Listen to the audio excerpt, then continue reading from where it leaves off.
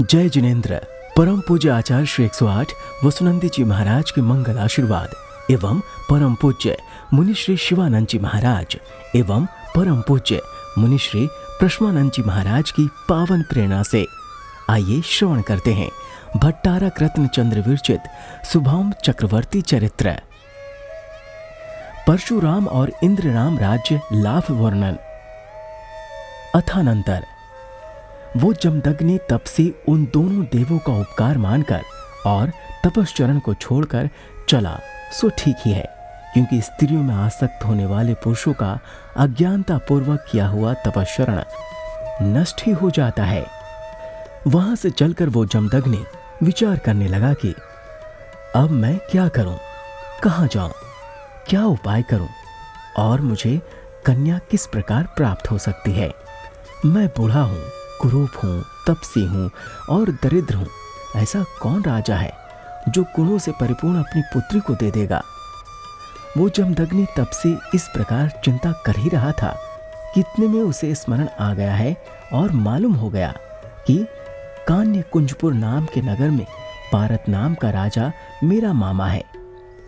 उसके 100 कन्याएं हैं। वो मेरा पहले का संबंधी है, इसलिए वो मुझे अपनी कन्या दे देगा। उसकी इस प्रकार की चिंता ठीक ही थी, क्योंकि विपत्ति के समय अपना स्वार्थ सिद्ध करने के लिए किसी सज्जन का ही आश्रय लेना चाहिए, जो भाग्यहीन है, जिसकी स्थिति चंचल है और कन्या मिलने का लोभ जिसे प्रेरणा कर रहा है। ऐसा वो जमदग्नि भांजा अपने मामा के पास कुंजपुर नाम के नगर की ओर चला। वहां के राजा पारत ने अपनी बहन के पुत्र जमदग्नि को आया हुआ देखकर वस्त्राभूषण से उसका बहुत आदर सत्कार किया। सो ठीक ही है, क्योंकि पूज्य पुरुष का आदर सत्कार कौन नहीं करता, सभी करते हैं। राजा पारत ने उसको उत्तम आसन पर बिठाया, हाथ जोड़े नमस्कार किया और पूछा कि आप किस लिए यहाँ पधारे हैं। हे स्वामीन, आप जो यहाँ पधारे सो आपने बहुत ही अच्छा किया। आपके पधारने से केवल मेरा घर ही पवित्र नहीं हुआ है, किंतु हम सब लोग पवित्र हो गए हैं। जो घर पूज्य पुरुषों के धोई हुए चरणों के जल से पवित्र नहीं होता, उस घर को विद्वान लोग शमशान के समान समझते हैं।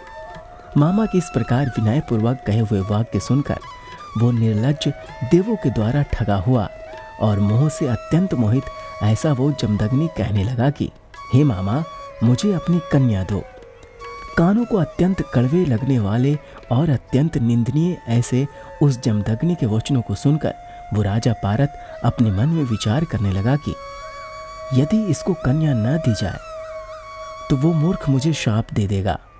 इसी भय से उसका हृदय भयभीत हो रहा है और शाप के डर से तो अत्यंत दुखी हो रहा है।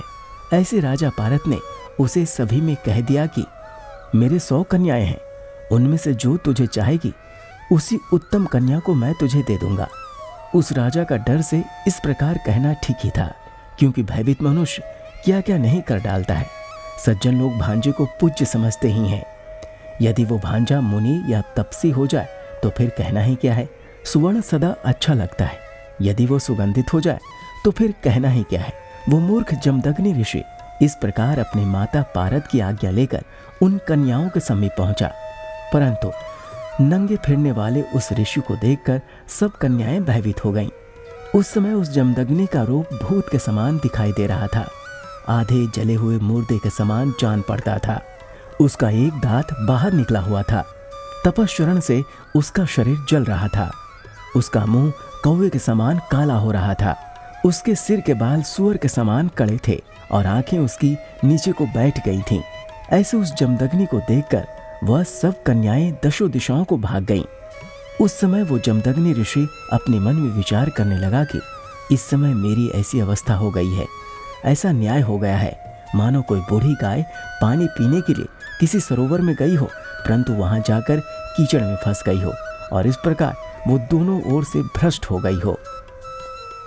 ना तो मुझे कन्या ही प्राप्त हुई और ना मेरा तपश्चरण ही निर्दोष रहा। जिस प्रकार बकरी के गले के स्तन व्यर्थ होते हैं, उसी प्रकार ये मेरा जन्म व्यर्थ ही रहा। वो जमदग्नि ऋषि उस समय इस प्रकार की चिंता रूपी पिशाच के जाल में फंस रहा था और लज्जा के कारण आर्त ध्यान से दुखी हो रहा था। उसी प्रकार उसने धूलि में खेलती हुई एक अकेली कन्या देखी। उसे देखकर वो प्रसन्न हुआ और उसके समीप पहुंचकर एक केला देकर कहने लगा कि ये तेरे बदले की भेंट है, इसे ले। वो कन्या उसके इशारे को समझ नहीं सकती थी, वो केवल उस केले को लेना चाहती थी। इसलिए उसने अपना हाथ फैला दिया और कहने लगे कि लाओ दो। सो ठीक ही है, क्योंकि लोभ तो सब जीवों के ही रहता है। उस कन्या को प्रसन्न होते देखकर जमदग्नि ने कहा कि यदि तू मुझे वरण कर ले तो तुझे मैं ये केला दूं। सो ठीक ही है, क्योंकि समय के अनुसार जो कार्य को समझ ले वही पंडित गिना जाता है। वो कन्या कुछ जानती तो थी नहीं, इसलिए उसने कह दिया कि केला मुझे दे दो, मैं तुम्ही को अपना वर बनाऊंगी। मुझे और मनुष्यों से क्या प्रयोजन है। उसकी ये बात सुनते ही उस भयंकर जमदग्नि ने उसी समय उस कन्या को गोदी में उठा लिया और राजा से जाकर कहा कि ये कन्या मुझे वरना चाहती है। जमदग्नि की ये बात सुनकर राजा पारत का हृदय बहुत दुखी हुआ, परंतु वो उसके शाप से डर रहा था, इसलिए उसने वो कन्या उसे दे दी। सो ठीक है, क्योंकि यदि एक वस्तु के जाने पर सब कुशलतापूर्वक बच जाए तो उसे दे देना ही चाहिए। इस बात को जानने वाले सब लोग उस समय यही कहते थे कि जो लोगों के लिए तप को छोड़कर स्त्री ग्रहण करते हैं, वे मूर्ख बहुमूल्य अनेक वर्ण के रत्नों को बेचकर कांच खरीदते हैं। उस समय जमदग्नि से पेड़ पेड़ पर लोग ये कहावत कहते थे और पेड़ पेड़ पर उसकी निंदा करते थे। उन सब को सुनता हुआ वो जमदग्नि जिस प्रकार राहु चंद्रमा की एक कला को ले जाता है, उसी प्रकार वो उस कन्या को लेकर वन में चला गया। ये कन्या मुझे रेणु व धूलि में खेलती हुई मिली है, यही समझकर उसने उसका नाम रेणुका रखा और गंधर्व विधि से उसके साथ विवाह कर लिया। ये मनुष्य चाहे घर छोड़कर वन में चला जाए, चाहे दीक्षा धारण कर ले और चाहे कितना ही क्लेश धारण करे, परंतु बिना सम्यक ज्ञान के किसी को मोक्ष की प्राप्ति नहीं होती है। देखो, कहाँ तो वो राजाओं के योग्य सर्वांग सुंदरी राजपुत्रे और कहाँ वो नीच तपसी परंतु पूर्व कर्मों का उदय ऐसी ऐसी न होने वाली घटनाओं को भी सुलभ देता है। गौतम स्वामी राजा श्रेणी से कह रहे हैं कि राजन, उस निर्धन जमदग्नि ने धन धान्य आदि से रहित एक टूटी फूटी झोपड़ी बनाई और उसी में वो उस रेणुका के साथ भोग सेवन करता हुआ रहने लगा। कौवे के समान कामदेव से पीड़ित हुआ वो जमदग्नि, जिसकी पूर्ण यौवनावस्था प्रारंभ हो गई है और स्तनों के भार से जो अलसाई रहती है, ऐसी उस रेणुका के साथ रात दिन काम सेवन करने लगा। जो जिन मंदिर के समीप रहता है, जो पूजा करने वाला मंदिर में निवास करता है, जो दीक्षा धारण कर भी उसे छोड़ देता है और जो विधवा आदि 5 प्रकार की स्त्रियों से उत्पन्न होता है, ये सब लोग धार्मिक माने जाते हैं। इस कहावत को सत्य कर दिखाता हुआ वो निर्दयी जमदग्नि कंद मूल फलों का भोजन कर और झरनों का पानी पीकर वहीं पर निवास करने लगा। इस प्रकार कुछ समय बीत जाने पर उनके 2 पुत्र उत्पन्न हुए। वे दोनों ही पुत्र राजाओं में होने वाले गुणों से सुशोभित थे। सो ठीक ही है, क्योंकि क्या आलात से यानी जलती हुई कोयलों की धूलि से दीपक की निर्मल उत्पत्ति नहीं होती है? अवश्य होती है। उनमें से पहले पुत्र का नाम परशुराम था और दूसरे का नाम इंद्रराम था। वो दोनों ही भाई बड़े बड़े बलवान योद्धारूपी पर्वतों को नाश करने के लिए वज्र के समान थे और बड़े ही प्रतापी थे। वे दोनों भाई अनुक्रम से यौवन अवस्था को प्राप्त हुए और उस समय अनेक गुण रूपी संपदाओं से बहुत ही शोभायमान हो रहे थे। सो ठीक ही है, क्योंकि चंद्रमा स्वयं ही शोभायमान है। फिर यदि वो अपनी पूर्ण कलाओं से उदय हो तो फिर उसकी शोभा का पूछना ही क्या है। वे दोनों ही भाई 72 कलाओं के जानकार थे। शस्त्र विद्या और शास्त्र विद्या दोनों में ही निपुण थे। नीति और पराक्रम दोनों से सुशोभित थे और अपने प्रताप से समस्त संसार को वश में करने वाले थे। वे दोनों ही भाई सूर्य और चंद्रमा के समान दैदीप्यमान थे। जिस प्रकार सूर्य चंद्रमा कांति प्रताप सहित होते हैं, उसी प्रकार वे भी कांति और प्रताप सहित थे। सूर्य चंद्रमा जिस प्रकार सद्वृत्त अर्थात गोल होते हैं, उसी प्रकार वे दोनों भाई भी सद्वृत्त अर्थात सदाचार को धारण करने वाले थे। सूर्य चंद्रमा जिस प्रकार लंबी किरणें धारण करते हैं, उसी प्रकार वे दोनों भाई भी लंबी भुजाओं को धारण करते थे। तथा सूर्य चंद्रमा जिस प्रकार अंधकार रूपी शत्रु को नाश करने वाले होते हैं, उसी प्रकार वे दोनों भाई भी अपराध करने वाले, शत्रुओं का नाश करने वाले थे। वे दोनों भाई 21 बार राजाओं के वंश का नाश करने वाले थे। उनका शासन अलंघ्य था, अर्थात उनकी आज्ञा को कोई उल्लंघन नहीं कर सकता था। सब लोग उनको मान्य समझते थे और बत्ते शुभ लक्षणों से वे सुशोभित थे। अथानंतर जमदग्नि और रेणुका दोनों ही स्त्री पुरुष अपने दोनों पुत्रों के साथ बड़े प्रेम से रहते थे और समय के अनुसार अच्छे सुख से उनका समय व्यतीत होता था। किसी एक दिन रेणुका के बड़े भाई तपोनिधि अरिंजय नाम के मुनिराज अपनी बहन रेणुका को देखने के लिए पधारे। अकस्मात आए हुए अपने भाई को देखकर वो रेणुका बड़ी ही प्रसन्न हुई। सो ठीक ही है, क्योंकि मुनिराज के आने से ही लोगों को प्रसन्नता होती है। यदि वे अपने भाई हों तो फिर कहना ही क्या है, फिर तो बड़ी ही प्रसन्नता होती है। बहन रेणुका बहुत दिन बाद आए हुए अपने मुनिराज को यथा योग्य रीति से नमस्कार किया और प्रसन्नता से आए हुए आंसुओं की बूंदों से जिसके नेत्र कुछ गीले हो रहे हैं, ऐसी वो रेणुका उनके सामने बैठ गई। रेणुका ने अपने पति के कहे अनुसार अपने भाई से आदर के साथ कहने लगी कि हे महाराज, आप दुख देने वाली मेरी बुरी अवस्था का हाल सुनिए। हे भाई, मेरे घर में खाने पीने की कोई सामग्री नहीं है जिससे कि मैं किसी का आदर सत्कार भी कर सकूं। न मेरे पास कोई आभूषण है। मैं अपना समय बड़े दुख से व्यतीत कर रही हूँ। हे भाई, आपके सामने मैं अपना हाल कहने में भी असमर्थ हूँ। मेरे घर में मेरी बड़ी बहनें सब राजाओं की रानियां हुई हैं, परंतु जिस प्रकार समुद्र में वे विष भी निकला था, उसी प्रकार पूर्व जन्म के अशुभ कर्म के उदय से मेरे पिता ने बिना कुछ विचार किए ही मुझे उद्योग रहित बूढ़े दरिद्र भिक्षुक को दे दी थी। आपने मेरे विवाह के उत्सव में कुछ धनादिक भी नहीं दिया था। इसके लिए अब कुछ इच्छा अनुसार दान लीजिए, जिससे कि मेरा ये रोग यानी दरिद्र रूपी रोग नष्ट हो जाए। यदि मेरे ऊपर पिता के समान ही भाई की भी कृपा ना हो तो भी ये दोनों भांजे तो पूज्य ही हैं। कम से कम इनको अनुकूल दृष्टि से तो देखिए। दीनता से भरी हुई बहन की बात सुनकर जिनके हृदय में दया उत्पन्न हुई, ऐसे वो अरिंज नाम के मुनि अपनी बहन को धर्म धारण करने के लिए उससे कहने लगे। वे कहने लगे, हे भद्रे, हे कल्याण करने वाली, मैं इस समय तुझे धर्म धारण कराना चाहता हूँ। ये धर्म तीनों लोक में भी दुर्लभ है, इसलिए तू इसी को धारण कर। इसी से तुझे अनेक सुखों की परंपरा प्राप्त होगी। इस संसार में भगवान अरहंत को छोड़कर और कोई देव नहीं है। निर्ग्रंथ गुरु को छोड़कर और कोई गुरु नहीं है, और भगवान अरहंत देव के कहे हुए वचनों को छोड़कर और कोई शास्त्र नहीं है। ये देव शास्त्र गुरु तीनों ही पवित्र रत्नत्रय कहलाते हैं। इन देव शास्त्र गुरु तीनों का विश्वास करना ही जिंद्र देव ने व्यवहार सम्यक दर्शन बतलाया है। इस सम्यक दर्शन के प्राप्त हो जाने पर जीव न तो दुर्गति में जाता है और न दरिद्र होता है, न स्त्री पर्याय ज्योतिषी धारण करता है, न नपुंसक होता है, न भवन वासिन व्यंतर इन तीनों अधम देवों में उत्पन्न होता है, न कुभोग भूमि में उत्पन्न होता है, न मलेच्छ होता है, न विकलत्रय होता है, न कुरूपी होता है, न रोगी होता है, न पृथ्वी जल तेज वायु वनस्पति इन पांचों यथावर योनियों में उत्पन्न होता है, और न अंग भंग होता है। संसार में जितने भी दुख के कारण हैं, उनमें किसी में भी उत्पन्न नहीं होता है। मद्य व शराब का त्याग, मांस का त्याग, शहर का त्याग और बड़ फल, पीपल फल, गुलर, अंजीर तथा पाकर फल इन पांचों अदंबर फलों का त्याग करना गृहस्थों के 8 मूल गुण कहलाते हैं। हे भद्रे, तू इन 8 मूल गुणों के साथ साथ सम्यक दर्शन को धारण कर।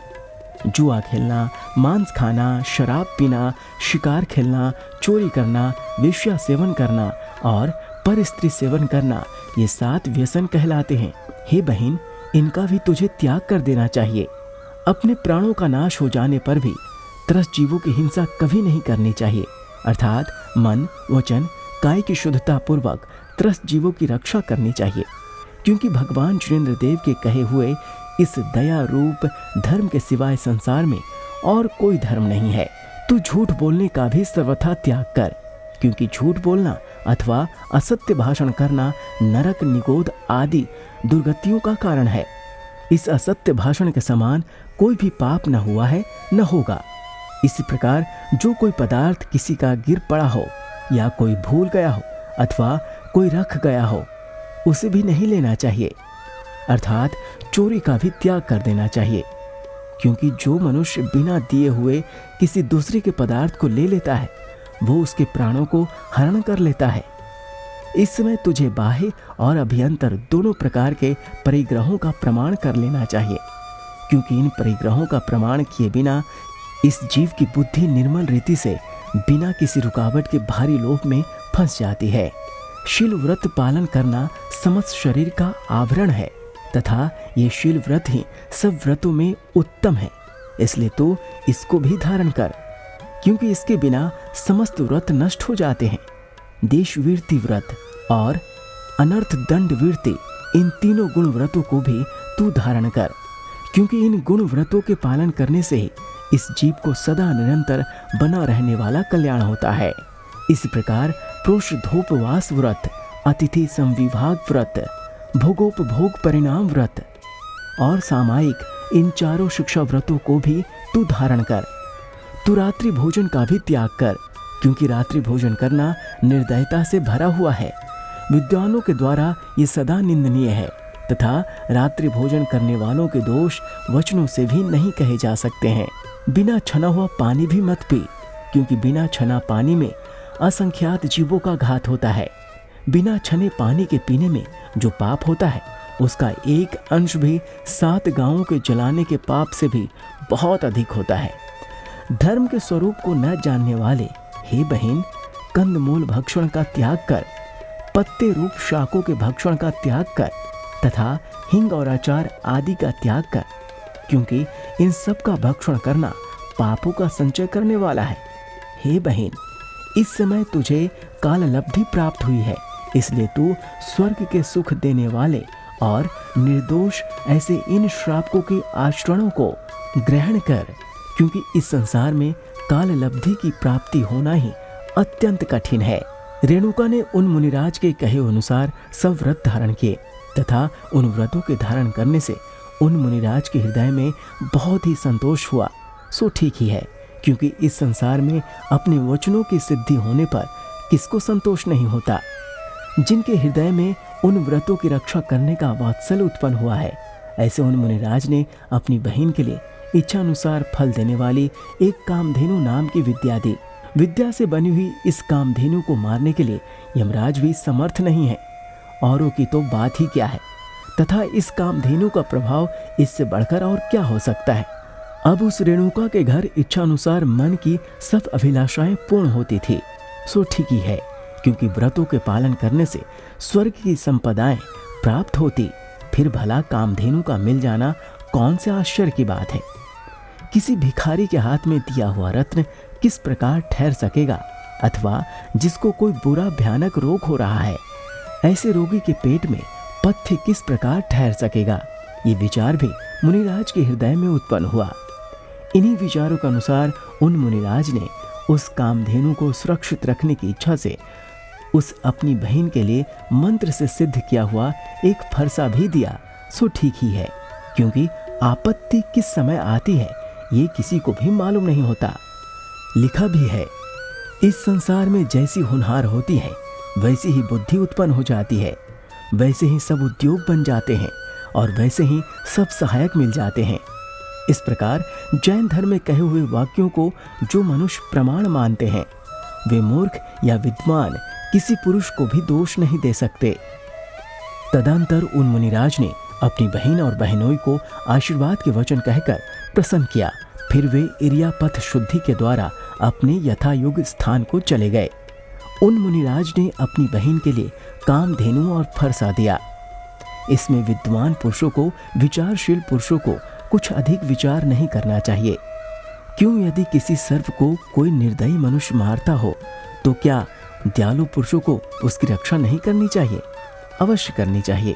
जमदग्नि और रेणुका को जो वो कामधेनु मिल गई थी और उससे जो शरीर को पुष्ट करने वाला रसीले और उत्तम पदार्थ प्राप्त होते थे, उससे वे दोनों ही अपने दोनों पुत्रों का पालन पोषण करने लगे। अथांतर इसी क्रम में काल के द्वारा प्रेरणा किया हुआ अयोध्या नगरी का राजा सहस्त्रबाहु अपने कृतवीर पुत्र के साथ उसी वन में आया। आए हुए संबंधियों को देखकर जमदग्नि के हृदय में उनके ठहराने और आदर पूर्वक भोजन कराने की इच्छा प्रकट हुई। उसने अपने मन में विचार किया कि मेरे पुण्य कर्म के उदय से मेरे संबंधी वन क्रीड़ा करने के लिए आए हैं, इसलिए उन्हें अवश्य भोजन कराना चाहिए, क्योंकि संसार में वो विभूति किस काम की जो अपने संबंधियों के भी उपयोग में ना आ सके। ये विचार कर उसने अपनी स्त्री से कहा कि तेरे पुण्य कर्म के उदय से तेरे घर बड़े पाहुन आए हैं, इसलिए तू उनके लिए भोजन की सामग्री तैयार कर। जमदग्नि की ये बात सुनकर रेणुका ने बाहर निकलकर कहा कि हे प्रिय, आप तो बड़े विद्वान हैं, फिर भला आपने ये कैसी बात कही? हम तो भिक्षुक हैं। राजा महाराजाओं को आदर सत्कार कर भोजन देना हमारे लिए उचित नहीं। घर में रहने वाले गृहस्थ और बिना घर में वन में रहने वाले मुनि विशेष दाता और विशेष पात्र गिने जाते हैं, और मुनि सदा पात्र रहते हैं।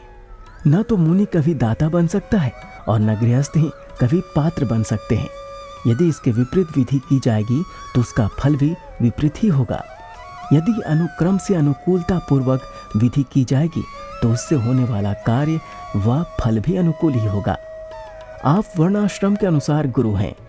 आपका योग्य अन्न पानादिक भी गृहस्थों के ग्रहण करने के योग्य नहीं है, इसलिए आप इस आग्रह को छोड़ दीजिए।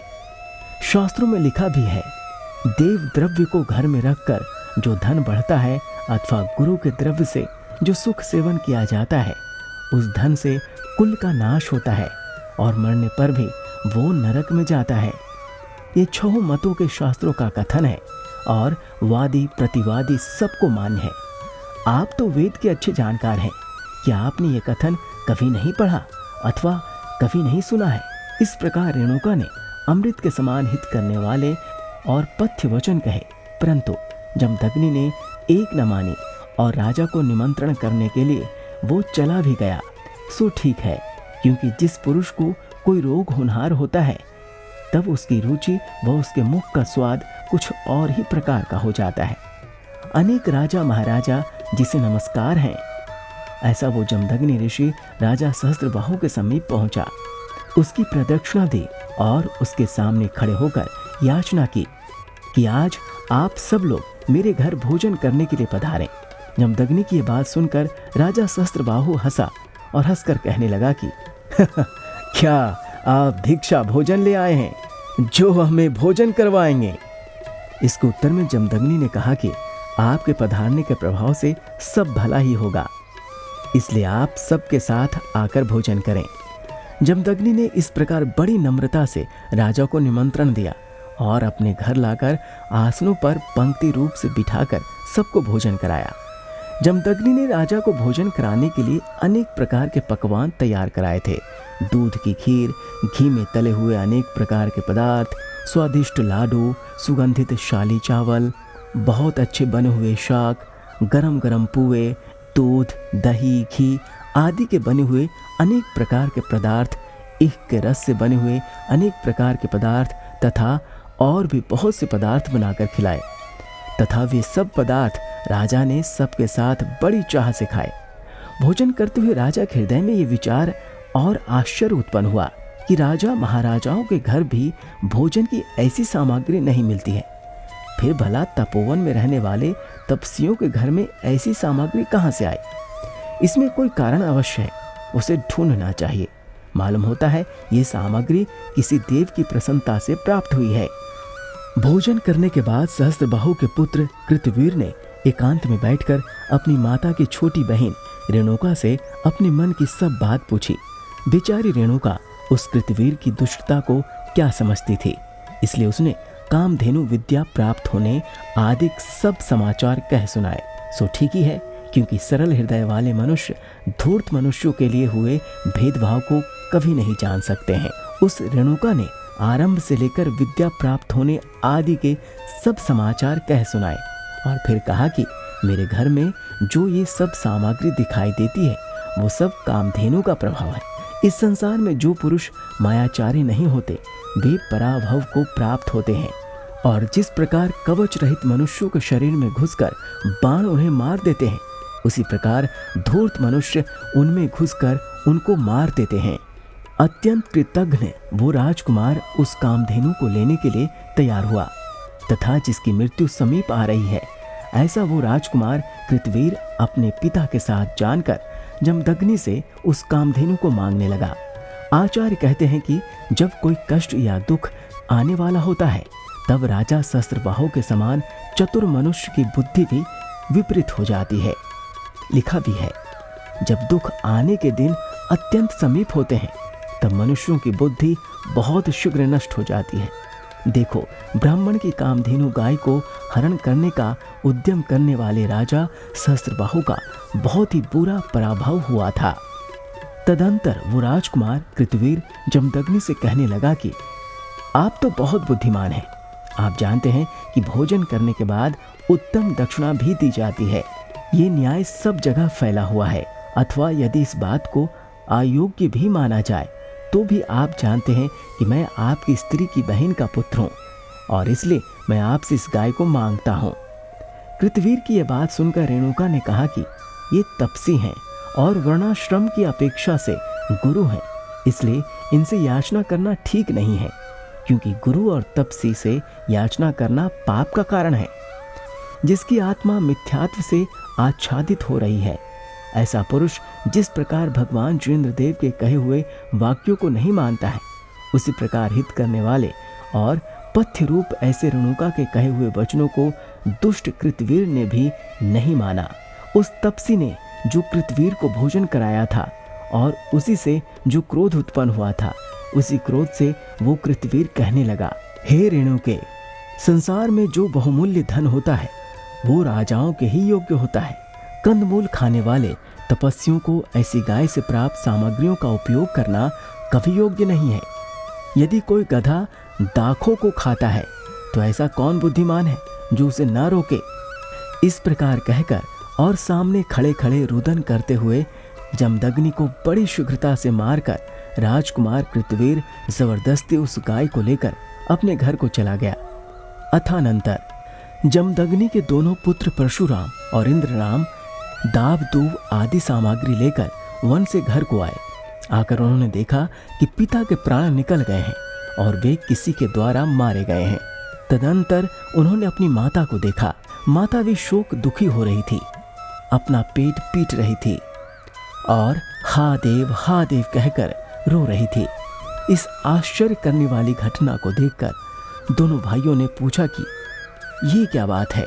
शोक के आंसुओं से जिसके दोनों नेत्र भीग रहे हैं, ऐसी उस रेणुका ने राजा सहस्त्रबाहु के आने के समाचार, उनको भोजन कराने के समाचार, कामधेनु के हरण करने के समाचार और पति के मार देने के समाचार सब कह सुनाए। उनको सुनते ही स्वाभाविक पराक्रम को धारण करने वाले उन दोनों भाइयों के हृदय शोक रूपी किले से फट गए। वे दोनों ही शोक से व्याकुल हो गए और जलते हुए क्रोध से लाल हो गए। उन दोनों भाइयों ने शोक से दुखी होने वाली माता को युक्तियों से भरे हुए अनेक प्रकार के वचन कहकर शांत किया और फिर गाय के ग्रहण करने में मर जाना भी पुण्य है, ऐसा हमारे शास्त्रों में लिखा है। यही समझकर उन्होंने अपने तेज फरसे को ध्वजा बनाया तथा प्रलय के समान अनेक तपस्वियों को साथ लेकर यमराज के समान वे दोनों भाई वहां से निकले। अत्यंत बलवान वे दोनों ही भाई जिस मार्ग से सहस्त्रबाहु गया था उसी मार्ग से चले और अयोध्या नगर के समीप ही नगर में प्रवेश करते हुए पिता पुत्र दोनों को रोककर खड़े हो गए। तदंतर उन दोनों भाइयों ने राजा सहस्त्रबाहु से कहा कि हे पापी कृतघ्न, मुनि को मारने वाले सहस्त्रबाहु, अब तू हमारे सामने खड़ा रह। अब तू भागकर कहाँ जाएगा? हम लोग केवल तुझे ही नहीं मारेंगे किंतु पुत्र के साथ साथ तुझे मारेंगे तथा तपसी की हत्या और गाय को ले आना, ये जो दोनों बुरे काम किए हैं इनको भी आज समाप्त कर देंगे। इस प्रकार गाली देने में तत्पर होने वाले उन दोनों भाइयों ने कृतवीर और सहस्त्रबाहु के साथ बहुत देर तक युद्ध किया और परशु विद्या के द्वारा सिद्धि किए हुए फरसे से उन पिता पुत्र दोनों को मार डाला। वो समय शाम का समय था। उस समय भी उन दोनों भाइयों को किसी प्रकार की चोट नहीं लगी थी। वे दोनों ही भाई इंद्र और उपेंद्र के समान थे। अपनी कीर्ति से उन्होंने सब दिशाएं सफेद कर दी थी। पराक्रम भी उनका प्रमाण रहित था और उनके शरीर की कांति भी इंद्र उपेंद्र के समान थी। ऐसे उन दोनों भाइयों ने अपने शुभ कर्मों के उदय से जय प्राप्त की, नगर में प्रवेश किया और अपनी भुजाओं के बल से प्राप्त हुए राज्य को स्वीकार कर बहुत सी लक्ष्मी के स्वामी बन गए। इस प्रकार पुण्य कर्म के उदय से राज्य लक्ष्मी प्राप्त होती है। पुण्य कर्म के उदय से ही भयानक युद्ध के मैदान में भी जय प्राप्त होती है तथा पुण्य कर्म के उदय से ही भव्य और पुण्यशील ऐसा सेठ हेमराज पूज्य हुआ है। इसलिए ऐसे पुण्य को संपादन करने के लिए भव्य जीवों को सदा भगवान चंद्रदेव की ही पूजा करनी चाहिए। इस प्रकार आचार्य श्री सकल कीर्ति के आज्ञाकारी भट्टारक श्री रत्नचंद्र विरचित विद्युद्वर श्री तेजपाल की सहायता से निर्मापित तथा खंडेवाल जाति के पाटनी गोत्र रूपी आकाश के सूर्य ऐसे सेठ श्री हेमराज नाम के चिन्ह से सुशोभित ऐसे इस शुभम चरित्र में परशुराम और इंद्रराम को राज्य की प्राप्ति का वर्णन करने वाला ये तीसरा सर्ग समाप्त हुआ।